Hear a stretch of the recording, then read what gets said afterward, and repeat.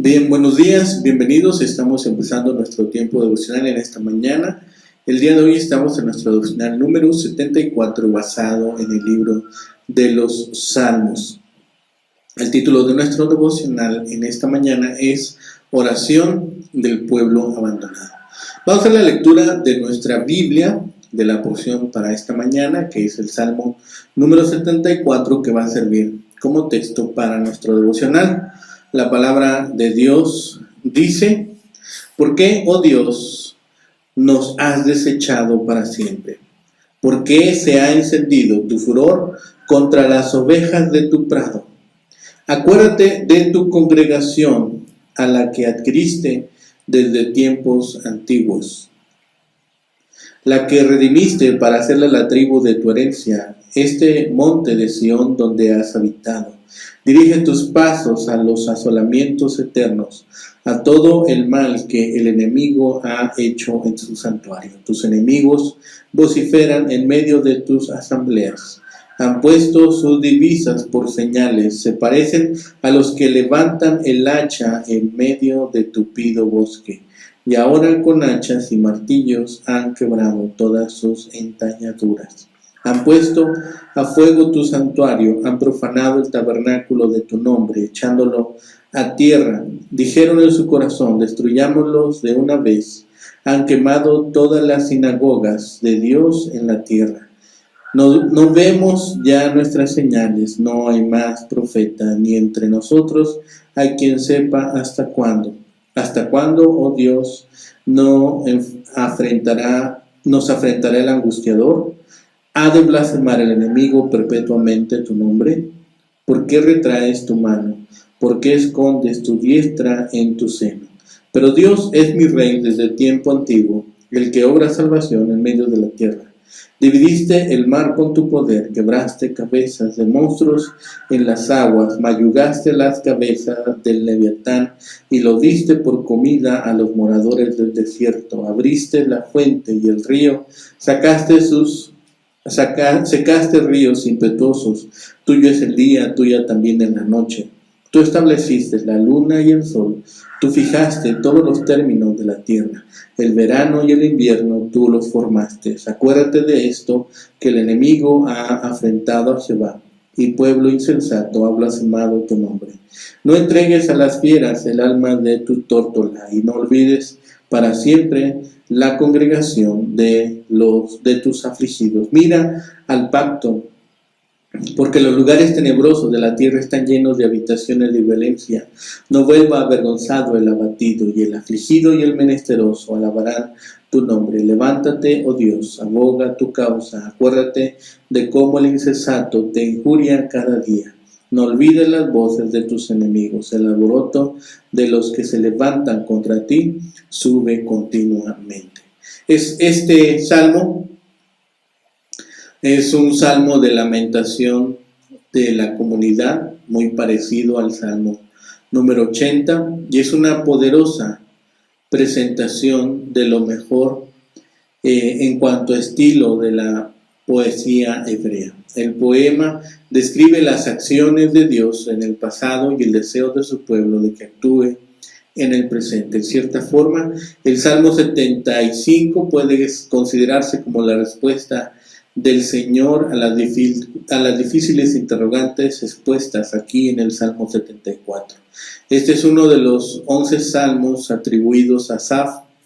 El poema nos presenta el lamento de la comunidad por una invasión extranjera, una queja de la comunidad expresando que parece que no hubiera esperanza, una relación de las históricas victorias de Dios contra los poderes malignos y una petición a Dios para que recuerde su pacto y libere a su pueblo, un llamado a Dios para que actúe a su propio favor y en contra de sus enemigos. Este salmo es un lamento congregacional sobre la profanación y destrucción del templo y los continuos reproches de los enemigos de Dios. La petición de ser librado de la angustia puede ser inferida de la petición: dirige tus pasos, acuérdate, no te olvides, mira el pacto, y del himno de alabanza que recuerda las pasadas victorias de Dios. En sí, No hay voto de alabanza, pero hay una petición de que el afligido y el necesitado adoren su nombre.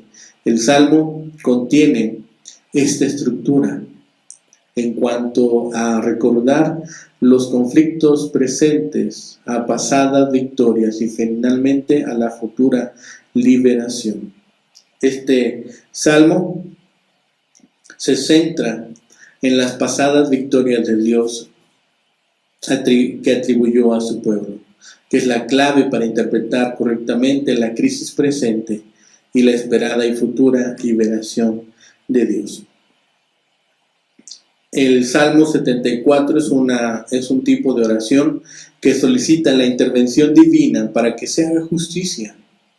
El poeta clama al Señor para que cambie el estado de cosas que afecta adversamente a su comunidad.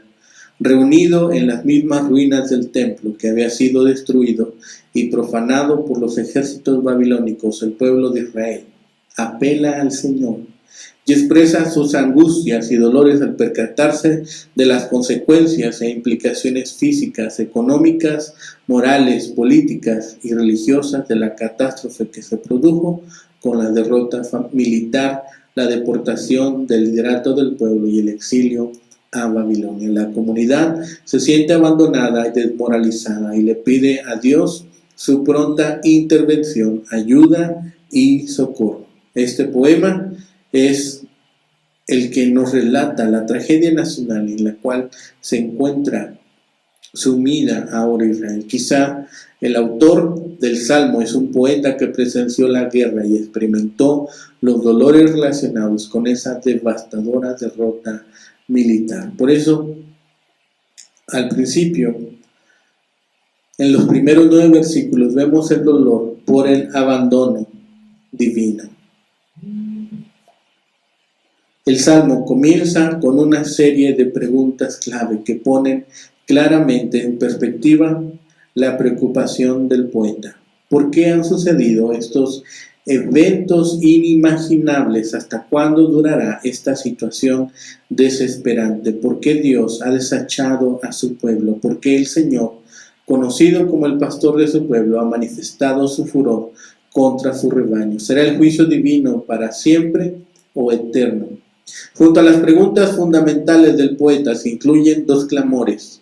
En el primero solicita el recuerdo divino y el segundo reclama la visita del Señor. El salmista, amparado en la angustia que le embarga, le pide a Dios que se acuerde de su congregación, que recuerde a su pueblo. Y junto a su clamor, el poeta evoca las manifestaciones divinas que le dan sentido de pertenencia e identidad a Israel. El acto de la selección desde los tiempos antiguos, en referencia con el pacto con Abraham, la redención divina para hacer la tribu de su herencia, en alusión a la liberación en Egipto, y la ubicación del santuario y la habitación del Señor en Sión, donde estaba enclavado el templo, que apunta hacia el pacto hecho con el rey David. El salmista le suplica pues a Dios que se percate de todo el mal que los ejércitos babilónicos hicieron en Jerusalén.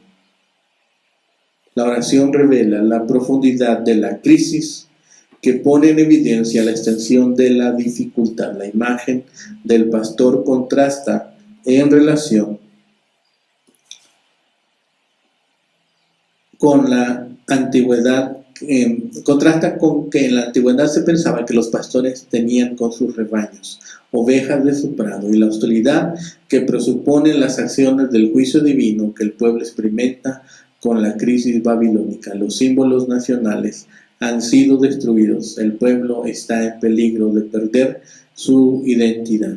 Los enemigos babilónicos gritan en medio del pueblo y han puesto señales de triunfo en la ciudad que son posiblemente estándares públicos con los cuales proclaman la victoria de sus dioses. El poeta describe las acciones bélicas del ejército invasor con la figura del leñador que trabaja con sus hachas y martillos para abrirse paso en el bosque. El objetivo de la imagen es doble: subrayar la violencia de la invasión y presentar la destrucción total de la ciudad. Además, quemaron impunemente el templo y lo destruyeron. que era entendido como una profanación del nombre divino.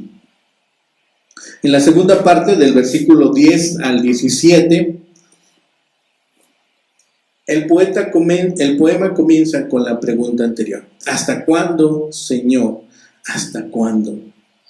Fundamentado en su preocupación existencial, el salmista inquiere en torno a los insultos y las blasfemias de los enemigos. De acuerdo con este análisis, la humillación del pueblo es también una afrenta a Dios, y las respuestas divinas son formas de defender su honor. El poeta no entiende la inacción divina, que describe como si Dios escondiera su mano. En la antigüedad se pensaba que la mano derecha era símbolo de acción, poder y autoridad. El hecho de mantener la mano inerte en el pecho es símbolo de total inactividad.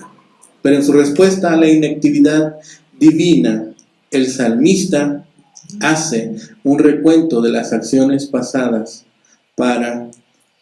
del Señor en favor de su pueblo. Se pone de manifiesto en el poema un himno de alabanza, confianza y profesión de fe, que se fundamenta en la seguridad de que Dios es Rey y que ha manifestado su poder salvador y libertador a través de la historia de su pueblo.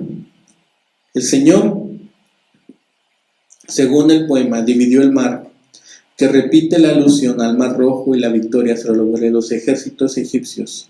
Abre la fuente y los ríos, que alude al paso por el río Jordán y la entrada a la tierra prometida, y aplasta la cabeza de los monstruos de las aguas y del Leviatán, que son formas poéticas antiguas para describir las acciones creadoras de Dios en los pueblos. Es esto recordado. Se pensaba que el mundo había sido creado en alguna clase de lucha cósmica. El salmista utiliza estas imágenes antiguas para poner de relieve el poder divino sobre la naturaleza y los ejércitos de Babilonia. Al final del versículo 18 al 23, está ahora considerando, fundamentado en esos pensamientos, el salmista articula sus peticiones finales. Se manifiesta en el clamor un sentido de urgencia y vigor. Una serie de imperativos y peticiones gobiernan el ambiente del poema. Acuérdate, no entregues, no olvides, mira, aboga y levántate. La idea del clamor es clara: que el Señor no olvide ni ignore lo que los enemigos, descritos como insensatos, han hecho en Jerusalén. El triunfo de los enemigos de Israel es una blasfemia contra el nombre de Dios. Además, el clamor del poeta evoca la misericordia divina al invocar a las personas pobres, afligidas y menesterosas, y al hacer referencia al pacto. Para el salmista, el Señor no puede ignorar lo que los enemigos han hecho, pues estaría ofendiendo su propia naturaleza y no avanzaría su causa. Levántate es un grito de guerra que ya anteriormente habíamos revisado. La imagen que utiliza es reveladora. La tórtola representa al pueblo de Israel y las fieras a Babilonia. La aplicación de las enseñanzas de este salmo es importante para los creyentes por la relación de la imagen de pastor como la figura de Jesús. El análisis de esta imagen puede ayudarnos en el proceso. De acuerdo con el poeta, el Señor es el pastor que ha permitido que las fieras ataquen y devoren a sus ovejas. Revela el salmo que nos transmite un sentido de crisis y derrota. Las fieras son los enemigos y las ovejas descritas también como tórtolas, el pueblo de Dios. El pastor que debe preocuparse por el bienestar y la seguridad del rebaño en el Salmo es descrito como quien deja que las ovejas sean atacadas y heridas. El salmista, sin embargo, revela la importancia de la oración aún en medio de las adversidades, de la derrota y la crisis. El pueblo clama a Dios e implora su misericordia para que culmine el problema y la angustia lo antes posible. La pregunta ¿hasta cuándo? Es una forma de pedir, suplicar e implorar que avance la liberación divina que pondrá término al sufrimiento del pueblo. Las ovejas claman al pastor que tiene la responsabilidad y el poder de liberarlas. Se manifiesta en el poema un sentido de esperanza que revela la relación entre pastor y rebaño. Las ovejas esperan la intervención liberadora del pastor. Jesús, según las naciones del Nuevo Testamento, continúa esa tradición de pastor libertador al utilizar esa misma imagen para describir su acción salvadora. En la parábola del redil indica que las ovejas conocen la voz del pastor y la distingue de quienes vienen a usurpar esa importante labor, a quienes llama ladrones, salteadores y extraños. El pastor de los pastores llama a su iglesia a que lleve a efecto una tarea pastoral que ponga en evidencia el compromiso salvador del pastor con su pueblo. Hay una lamentación, ciertamente, por la desolación de la ciudad. Es triste el poema, como si se tratara de una porción del libro de Lamentaciones de Jeremías. Hay duelo, hay pesadumbre. Sin embargo, el hecho de que estas palabras sean elevadas a Dios en oración es por sí mismo evidencia de una fe profunda y duradera frente a la tragedia casi avasalladora. Hay una tragedia en el presente, eso es innegable. No podemos negar lo que está sucediendo en nuestra actualidad. Pero recordemos lo que Dios ha hecho en el pasado. Todas las ocasiones que Dios ha llegado a nuestra ayuda. Y tengamos esto presente en cada momento de nuestra vida. Todavía no ha llegado la liberación, pero nuestra fe ya debe estar esperando esa liberación. El pueblo muchas veces ha sido insensato. El insensato ha abandonado muchas veces las recomendaciones de Dios. Debemos recordarnos de nuestras obras y las obras que Dios ha hecho en el pasado. Lo que esperamos de Dios. Muchas veces lo hacemos con un sentido solamente egoísta. Para los fieles de Israel, la destrucción del templo, que era un símbolo de la presencia de Dios en medio de ellos, era un indicio de que Dios los habría abandonado. ¿Cuántos proyectos, cuántas empresas, cuántos anhelos hemos visto desquebrajarse delante de nuestros ojos? Por eso resultaba inconsistente con el amor que Dios les había mostrado. Cuando los adoptó como su pueblo escogido, cuando les dio la tierra prometida y cuando su gloria apareció en el templo de Salomón, seguramente ahora no iba a dejar a su pueblo en esas condiciones. Sin lugar a dudas, la destrucción del templo les causó pesar, les causó malestares. Lloraron, tal vez pensando que Dios los había abandonado. ¿Cuántas veces hemos derramado lágrimas pensando que Dios nos abandonó? Es así que vemos que después de la destrucción de Jerusalén, parecía que Dios había abandonado al remanente que quedaba en la tierra. Los profetas Ezequiel y Daniel estaban con los exiliados en Babilonia. Jeremías se había quedado en Judá, pero la mayoría de los sobrevivientes rechazaron su liderazgo y lo llevaron por la fuerza a Egipto. En medio de esas circunstancias que describen en el libro de Jeremías, la situación parecía desesperada, pero los pocos fieles que quedaban no perdieron la esperanza. En Israel, a algunos tal vez les pareció que Dios no hacía nada porque no podía hacer nada. Esa es la idea descartada que nosotros podemos llevar a tierra cuando vemos la creación del mundo. Esta súplica que hace el salmista es justo contra la ira de Dios. La gran ira de Dios en contra de Israel creció durante los muchos años del pecado o idolatría del pueblo. Su paciencia resistió varias generaciones, pero al final se echó a un lado para dar lugar al juicio. Si nosotros caemos en pecado, busquemos pronto el perdón de Dios. Su misericordia puede venir veloz y su ira apartarse de la misma manera. Pero si persistimos en pecar, no nos sorprendamos si la paciencia de Dios se acaba y le cede el lugar al furor de Dios. Cuando los ejércitos derrotaron a Israel, saquearon y quemaron Jerusalén tratando de borrar toda huella de Dios. Esta ha sido a menudo la respuesta de la gente que odia a Dios.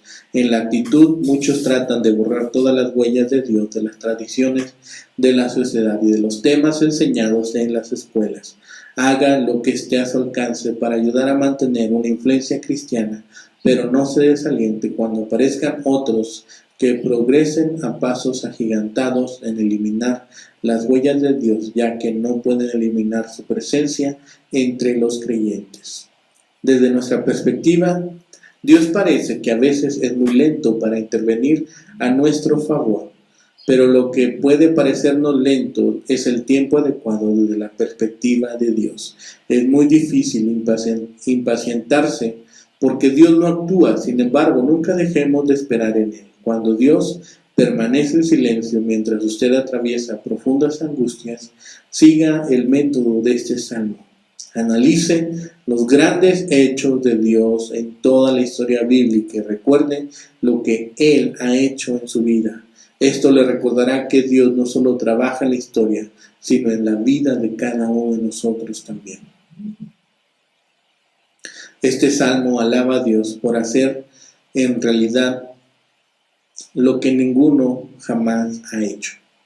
Estemos orando para que en todo tiempo Dios nos permita poder alabar y bendecir su grande nombre.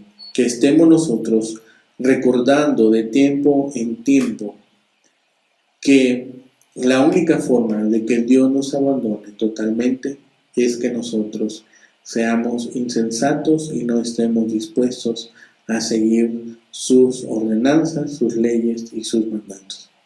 Seamos obedientes y siempre contaremos con las bendiciones de Dios en nuestras vidas.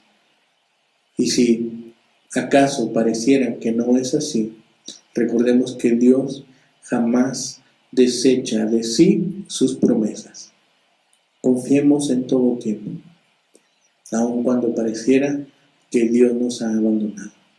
El Señor les bendiga, que tengan un excelente día.